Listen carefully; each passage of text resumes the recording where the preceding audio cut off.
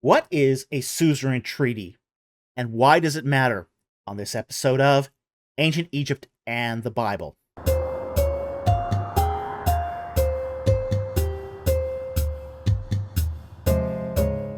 Okay, today we're going to talk about suzerain treaties. Now, a suzerain is a guy, basically a conqueror, that comes in and conquers a city. And when he conquers a city, the suzerain is going to make a peace treaty with the people. Now, generally, how suzerain treaties work is that the conqueror basically says to his vassals, okay, vassals, I'm not going to come in and break skulls with you as long as you keep paying me tribute and you obey my laws. And generally what happens at that point is terms are drawn. They basically conspire, they do what's called a dute, a sort of a kind of a negotiation where the suzerain dictates all the terms.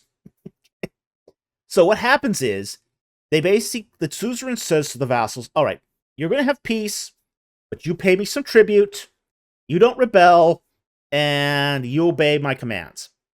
And in return, I don't come back and break your walls down and kill you.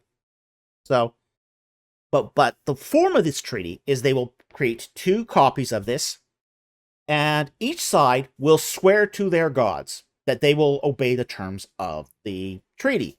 The suzerain will say to his gods, okay, if I break this treaty, may my god punish me. And the vassals will say, okay, we will pledge to our god that we won't rebel, and if we do, may our god punish us. Okay? And then what would happen is the people, the vassals, would bring out these sacrificial animals. They would cut them in half and lay them, the 2 parts, on either side of the path. And then each person would walk through between the pieces, stating their obedience to the new suzerain. Now, this was a powerful symbol that if they didn't obey their suzerain, they would end up like those animals, cut in half. So that's the message that's being sent here. But what's really interesting when we look at passages like Genesis 15 is it's set out like a suzerain treaty. Now, in Genesis 15, verses 17 to 18, we get a very different view of how God takes that suzerain treaty formula and adjusts it in a really unique way. Now, earlier in Genesis 15, he promises Abraham posterity, that he's going to be a father of many nations. And in 15, verse 6, Abraham trusts what God says, and that's accounted to him as righteousness. But God still requires that he does this sacrifice of bringing out animals and dividing them in half. And we see this starting at verse 9.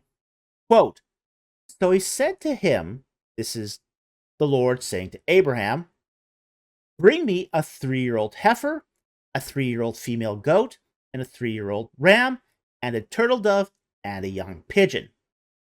Then he brought all these to him, and cut them in 2, and laid each in half opposite the other. But he did not cut the birds. And the birds of prey came down upon the carcasses, and Abram drove them away. Now, when the sun was going down, a deep sleep fell upon Abraham, and behold, terror and great darkness fell upon him.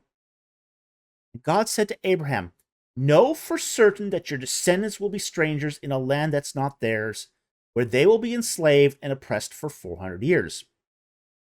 But I will also judge the nation whom they serve, and afterward they will come out with many possessions. As for you, you shall go to your fathers in peace.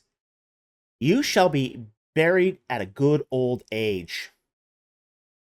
Then, in the 4th generation, they shall return here, for the iniquity of the Amorite is not yet complete. And it came about when the sun had set, this is the important point here, that it was very dark, and behold, there appeared a smoking oven and a flaming torch which passed between these pieces. These are the pieces of animals.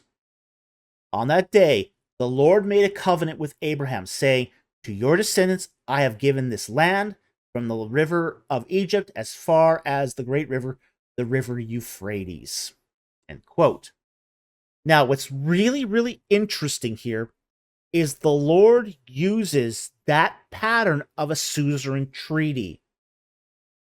The terms are dictated, and the pieces are laid out. But Abraham doesn't walk between the pieces.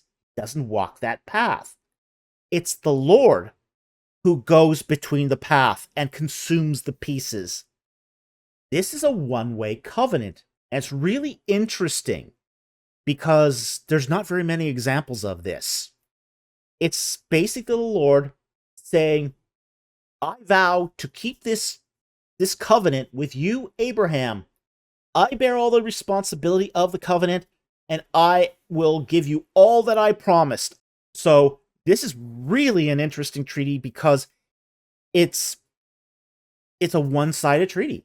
It's one where the suzerain decides to do it all. He makes the vow. He goes through the pieces.